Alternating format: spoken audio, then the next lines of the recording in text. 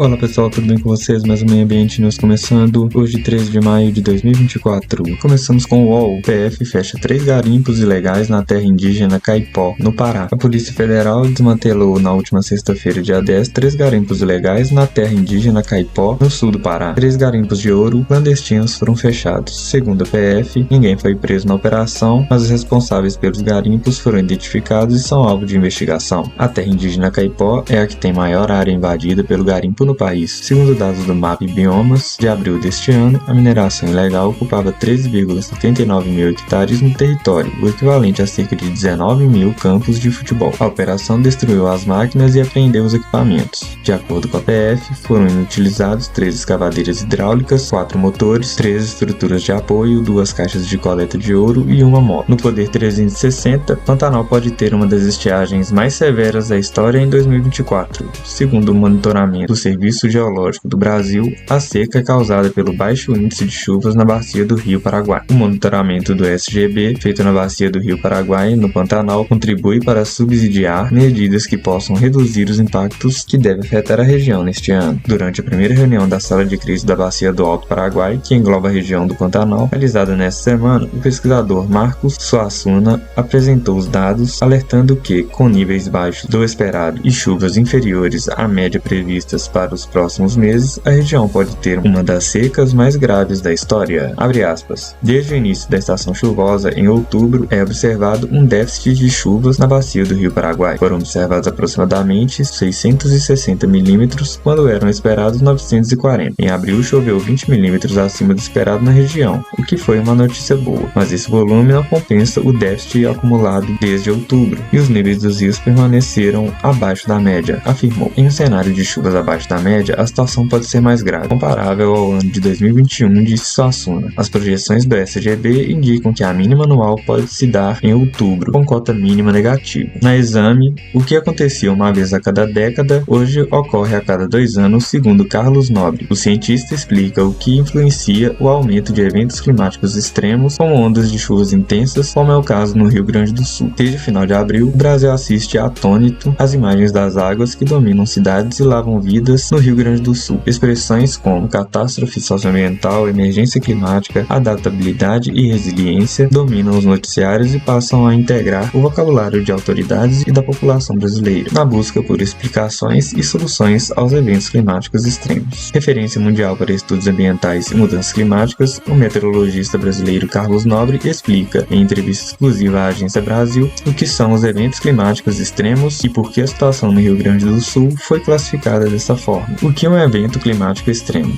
Segundo Carlos Nobre, é quando você tem um evento meteorológico que sempre aconteceu, por exemplo, chuvas mais intensas, prolongadas de grande volume. Outro evento extremo pode ser uma seca muito intensa, pouquíssimas chuvas, seca longa ou ondas de calor com temperaturas passando muito da média. Isso sempre aconteceu na natureza, são fenômenos naturais. Agora, esses fenômenos estão se tornando muito mais frequentes. O que acontecia uma vez a cada década, hoje ocorre a cada 2 anos ou até a cada ano, e batendo recortes. Segundo o cientista, o necessário a ser feito é que temos de tornar as populações muito mais resilientes. No caso do Brasil, o CEMADENS, Centro Nacional de Monitoramento e Alertas de Desastres Naturais, já vem fazendo estudos e milhões de brasileiros não podem mais continuar morando em áreas de risco na beira do rio, em encostas muito íngremes, e também precisamos aperfeiçoar muito os sistemas de alerta. No Coluna Financeira, a NASA atualiza 100% sobre quantidade de água doce disponível no Brasil. Um estudo recente liderado pela NASA revelou novos detalhes sobre a quantidade de água doce disponível no Brasil e em todo o planeta. A pesquisa, conduzida por especialistas de laboratório de propulsão a jato JPL, estimou o volume total de água nos rios do mundo entre 1980 e 2009. A bacia amazônica se destacou como a região com maior armazenamento de água doce, representando aproximadamente 38% do total global. Os resultados publicados na revista Nature Geoscience apontam que a bacia amazônica é a maior bacia hidrográfica do mundo, com uma extensão de cerca de 7,05 milhões de quilômetros quadrados, dos quais cerca de 4 milhões estão no Brasil. A bacia armazena cerca de 850 quilômetros cúbicos de água, fornecendo recursos essenciais para atividades domésticas, agricultura, pecuária e abastecimento das populações ribeirinhas. O estudo da NASA, que utilizou informações de estações de medição para monitorar cerca de 3 milhões de segmentos de rios ao redor do mundo, é fundamental para informar práticas de gestão da água. A partir dessas informações, cientistas podem orientar as ações de gerenciamento da água, especialmente em um cenário de crescimento populacional e mudanças climáticas. No consultor jurídico, indenização por esgoto lançado em rio não depende de prova da poluição. Em uma situação de lançamento de esgoto em rio, a ausência ou impossibilidade de prova técnica da poluição não impede que se reconheça o dano ambiental e o dever de indenização material e moral individual e coletiva. Com esse entendimento, a segunda turma do Superior Tribunal de Justiça condenou o dono de um restaurante e o clube onde o estabelecimento funcionava a pagar R$20 mil